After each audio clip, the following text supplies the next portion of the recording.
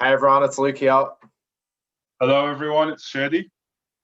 And I don't think I've ever been more excited for a video that we've done so far because today I have the extreme privilege of well, I guess almost interviewing you, Shady, today. We were kind of chatting at the last at the last meeting. We were chatting and someone raised the point that we hadn't actually interviewed some of the committee members. And Shady, I think from what I've heard, you've got one of the more interesting Milan stories. So I guess we'll start off with that, Shady. Going back to your childhood, kind of tell us a bit about that and your connection to Milan. Why Milan? Tell us about that. Yeah, we'll do. Yeah, I think I did this for when we were guests on Radio Rossonera for the Milan weekly podcast. I was asked the same question. It goes back to my time growing up. I was growing up in England at the time, and they used to show Serie A on Sundays, Football Italia on Channel 4 there. And as a kid, I think it was the 92-93 season, I was really interested in following Paul Gascoigne because he was a British player, he was an English player playing abroad. It was all the hype. So I tuned in to watch Lazio. I think they're playing Milan at San Siro in 92-93, and I think Milan on the day won 5-3, and I was just captivated. That was it for me. I mean, I just fell in love there and then, and I haven't looked back since. Yeah. So it goes all the way back to the 90s. Unexpected story. I wasn't expecting to be. At the time, I lived in Leeds, I think, and everybody obviously went for Leeds, and you'd expect that. And I like Leeds and everything. I still do till today. But I mean, I don't think I've ever had a passion for a football club like I do for Milan or my hometown club in Cairo, Zamalek. So it's the two of those that really have my heart. Yeah, I'm trying to think back whether there were many Milan. I wasn't alive for it, but I'm trying to think whether Milan would have played in England that much for Champions League football. I would assume there would have been some games, possibly. Maybe a few. I mean, but not at the time that I recall. Not at the time that I recall. No. Well, regardless, it was a pretty good time to start supporting Milan, I think. Absolutely. Going on from that era. Dominating everything. It was just crazy. 3 Scudetti in a row, and the Champions League final against Croatia Barcelona in '94. That was, I mean, you couldn't appreciate. I mean, as a young one, you couldn't really appreciate the magnitude of everything. You couldn't really appreciate the intensity and how big of an achievement it was at the time. But looking back, you're like, wow, we were doing that. Yeah. Crazy. Are there any kind of unsung heroes, do you think, from that era? Obviously, you hear a lot about like kind of Baresi and Maldini and these types. Any players that you've always just loved that maybe don't get the same attention as those types? I think I wouldn't say unsung, but I think Daniele Massaro was huge. I think he doesn't get. I mean, he gets a bit of credit, but definitely I think he deserved a lot more. Yeah. Seba Rossi as well, our keeper Rossi. I mean, he was huge, and he never gets the recognition. I think because there were so many Italian great goalkeepers at the time. I think with Paliuca, who's like in goal for the Azzurri, and I think there were quite a few keepers that were just at the time that perhaps overshadowed them. But I mean, that really eclipsed them. But I think Rossi was huge for us. Yeah, it's funny you say that about Massaro because obviously with the event we had going back when, about a year and a half ago, I think. I'd heard of him, but I don't think it had clicked how good he was. And then I went back and I watched all his highlights and I read about him and all of that, and it was like, wow, this guy really is like a proper hero of Milan and of exactly. Incredible. No, he was huge. He was huge from that. Any memories, whether in person or maybe you went San Siro or anything like that, going back the years that stand out as kind of a really good memory? In person, unfortunately I've only been to San Siro a couple of times. So the first one was I think the 2016-17 season. and it was the opener, the season opener. It was in August, I remember. And we were playing Torino, and we won 3-2. I think it was a Carlos Bacca hat-trick, and Donnarumma saved the penalty. Yeah, we were 3-2 up, and Torino had the penalty in the last minute of the game, and Donnarumma saved that. So that was a really good experience. Yeah. And I met some amazing people in the cover. It was really fun. Second one was an amazing experience with my dad. It was Milan Juve. Was it the 18, 19? I mean, it was when Higuain was with us for the first half of the season, and he missed that penalty on the day. We lost 2-0. It was a great experience overall. It was amazing being with my dad. I was very lucky to be there with my dad. It was like two of my favorite things in the world, basically. My father and Milan and San Siro. So it doesn't get any better. Sure about the result, but it was great to be there on the day. So that's in person. In terms of like memories, I think definitely Manchester 2003. Just that whole run. I know it's been said to death, really. It's been said so many times, but that whole run throughout the Champions League, and then Inter in the semi-final. The intensity, even of the Ajax game before, but I mean, then Inter in the semi-final, Juve in the final. You couldn't make it up. I mean, it was something else. And then in order, I'd say Athens 2007 against Liverpool, sweet revenge. Yeah. And Athens 94 against Barcelona was, again, it's one of those things I grew up. I mean, I was happy when it happened at the time, but I mean, I didn't really appreciate it like I do now. Yeah, for sure. I've got to say, you're talking kind of about your first time at the San Siro. Everyone you speak to, everyone always says the same thing, that moment when you first see it, you're going to the game and you first see it. I don't know how to describe it. It's heaven. It's something else. It's something else. Just walking on,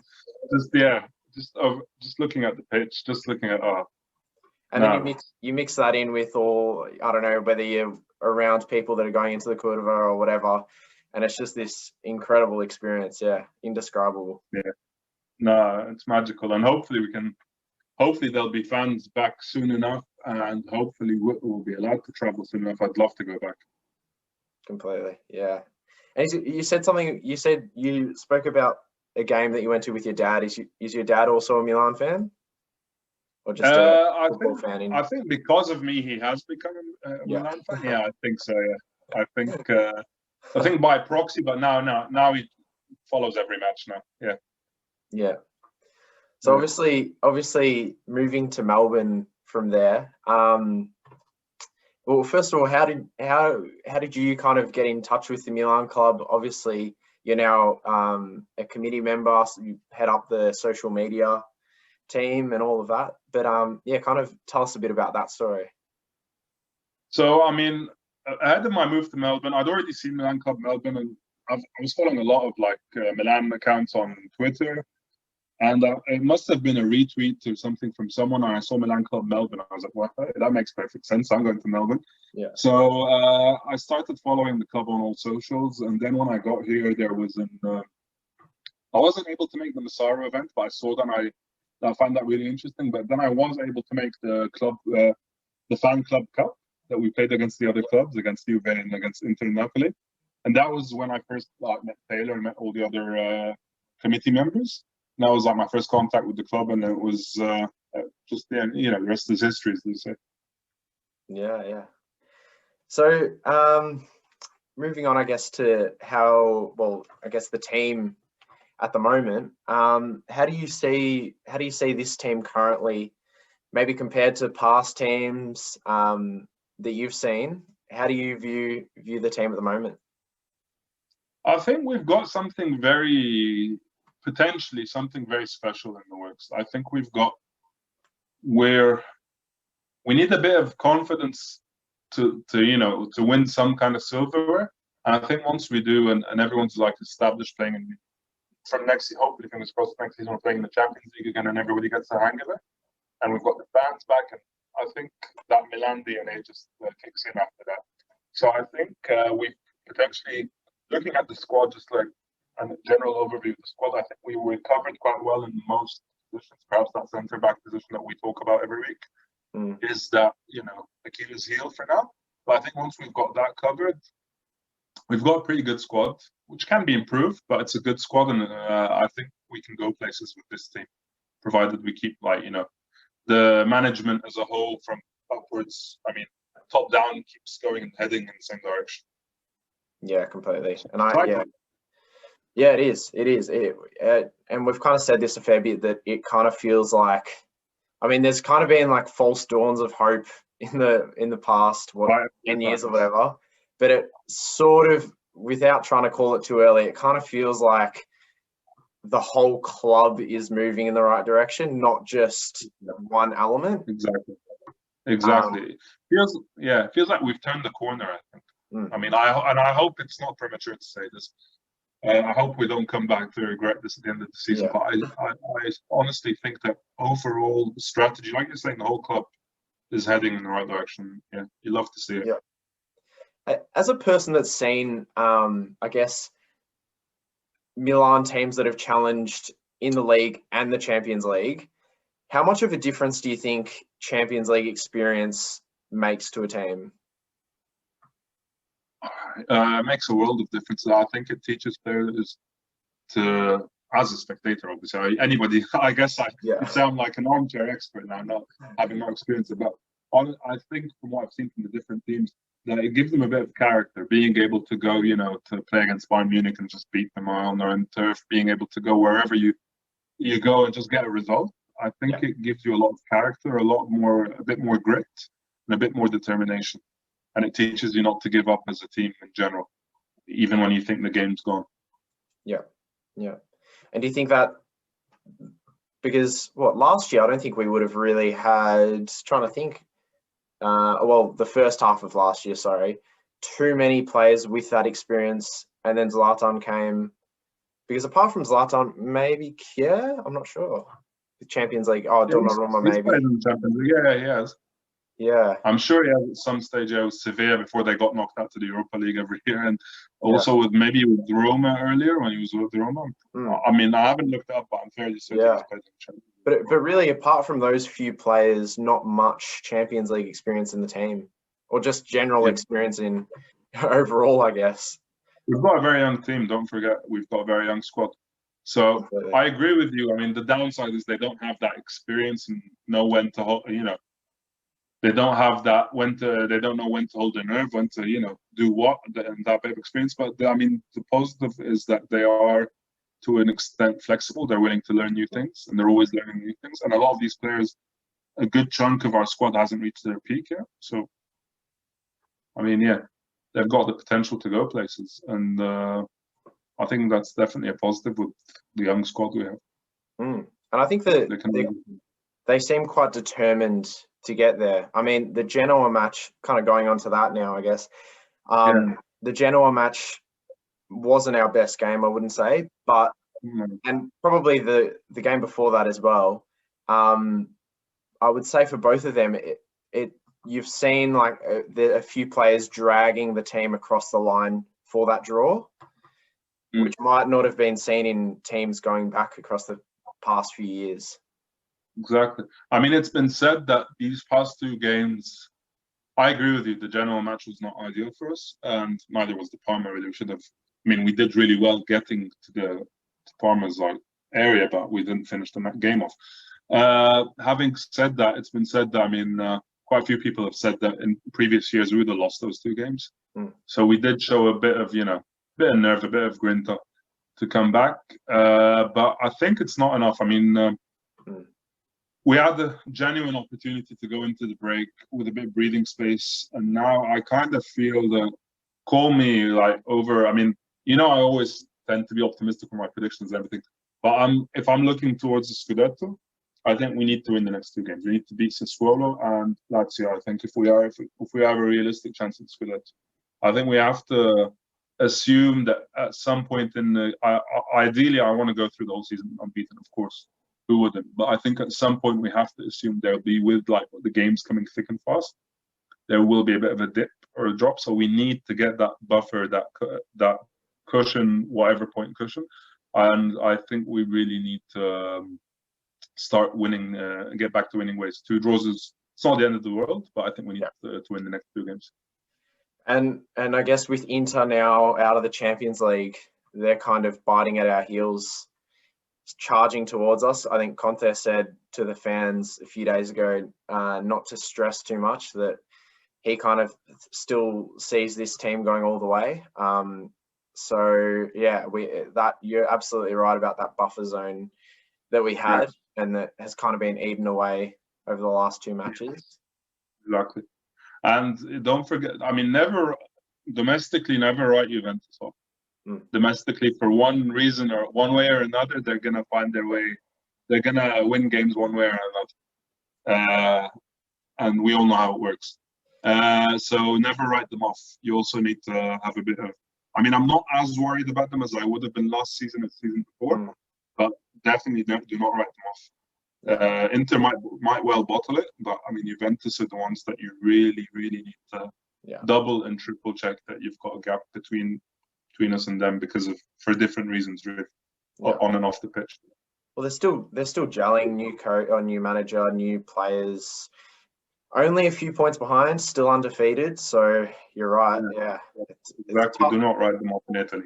Definitely, I mean, it's a tough league to win. So we were. I mean, going into this season, we were saying we'd be happy with Champions League. So, I mean, yeah, it's a tough league. Yeah. Yeah, we're getting greedy now. Now we've got our eyes on the Scudetto. I think the two of us. What did we put for our predictions? I think I put us as third. I'm not sure what you did. Don't bring that up, Shady. I said fourth. Yeah. I said fourth. Yeah. Oh. Yeah. Now we're getting pissed that we're not, winning, putting games to bed, and we're not 6 points clear at the top. So yeah. But I think it's a good problem to have, being top of the league and worrying about. I mean, it's a good problem to have. So I'm very happy with the work that Mr. Pioli and the whole team's done overall. And I guess, looking optimistically from the general match, might not have gone to plan, but realistically, we were missing Kier, Theo, Zlatan, and Benacer, who are, I mean, all first 11 players, plus Gabbia as well, who's the backup. So, I mean, maybe you're probably right about us being a bit too greedy in a way, but I guess Zlatan should be back, I think, for this next match. I made the early call last video, but I think he should be back in the next game against Sassuolo, which is 1 a.m. on this Monday for us Melburnians. Yep. How do you see this match going?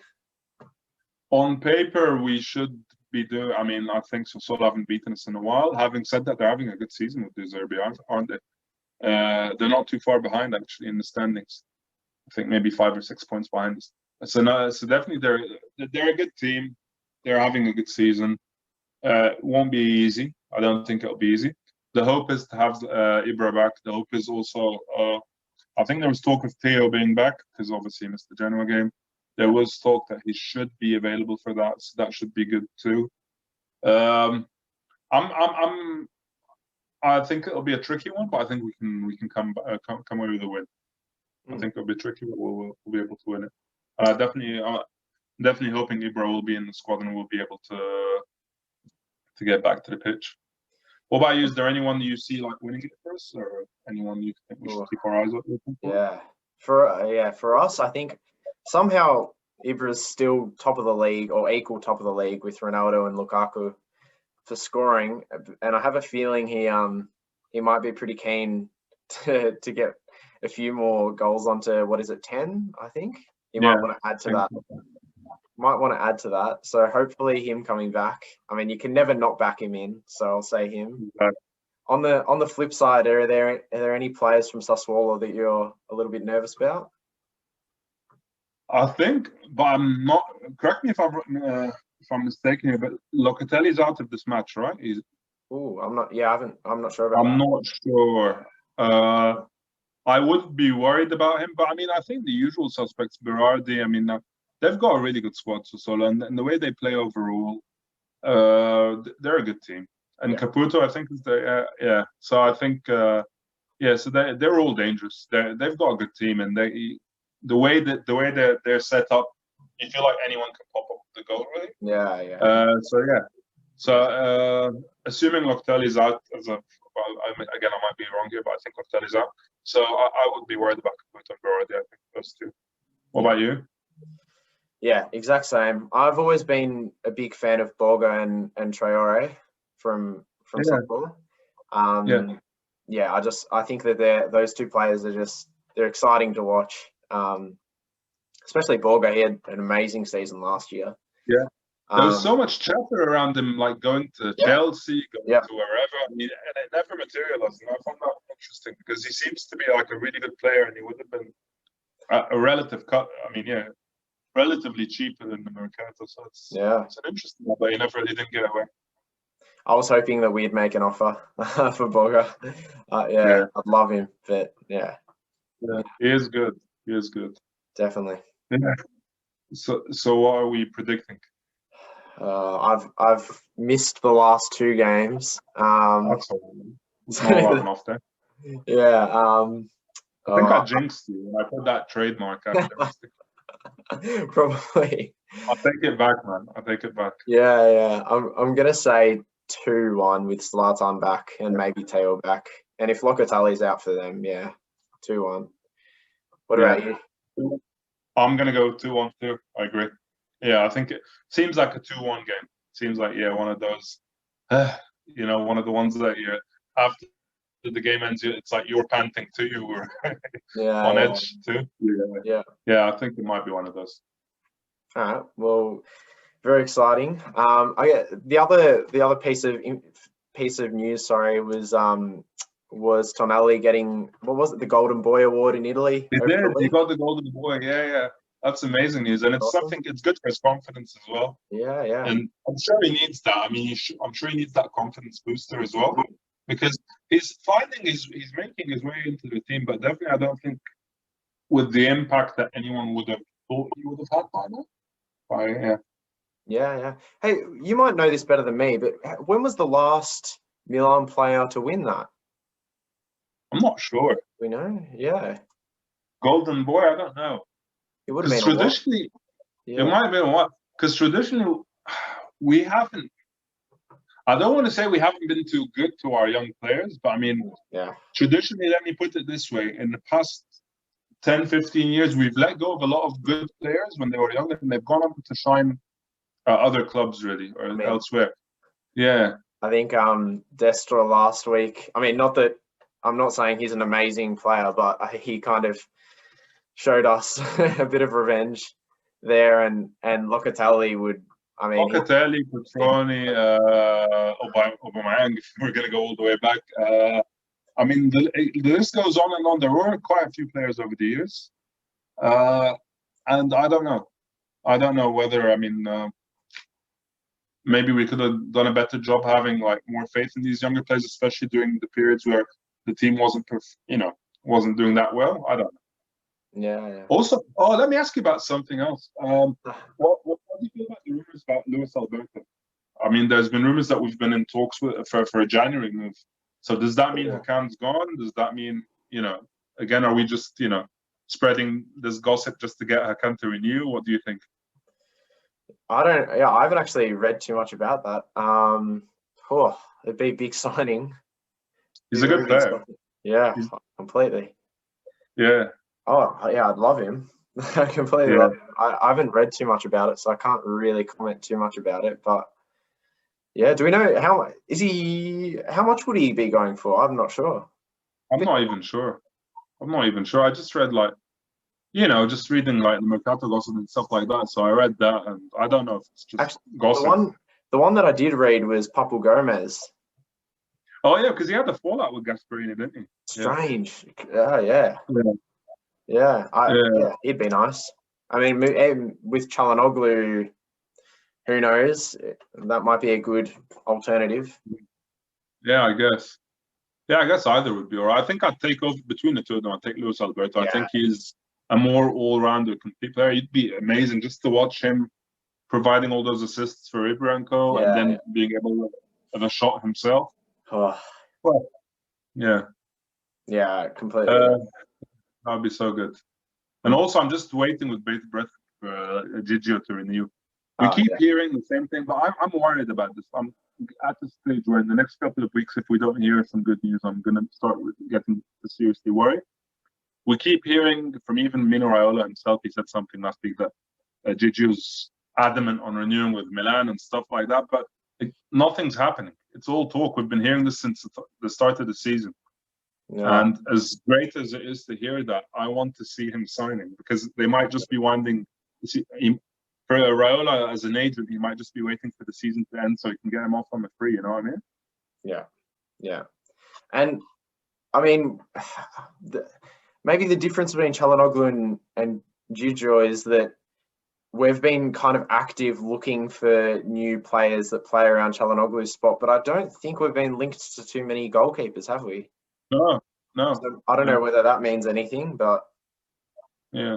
I mean, we have Plitzari, but I was going to say, does that mean that they have faith in Plitzari? But I mean, you don't want to lose a world-class keeper. That's the thing.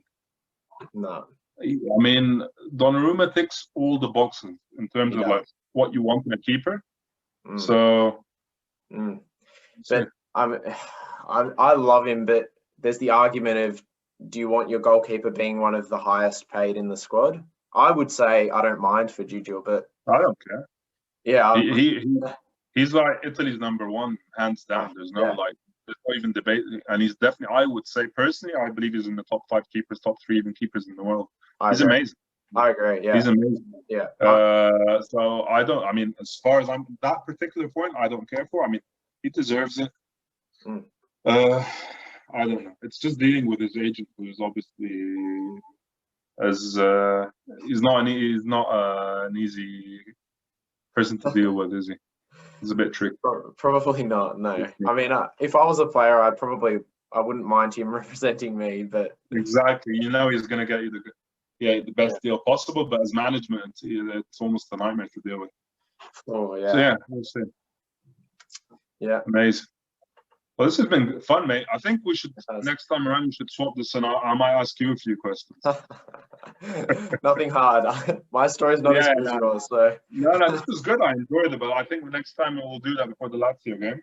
Nice. And then maybe in the break we will be having. I understand we might have a couple of guests on, so that it'd be good to have fresh faces as well to grill. Awesome. All right, wicked, mate. As always, it's been great talking. Yeah, thank you. Thank you very much. All right, look forward to the game and Forza Milan. Forza Milan.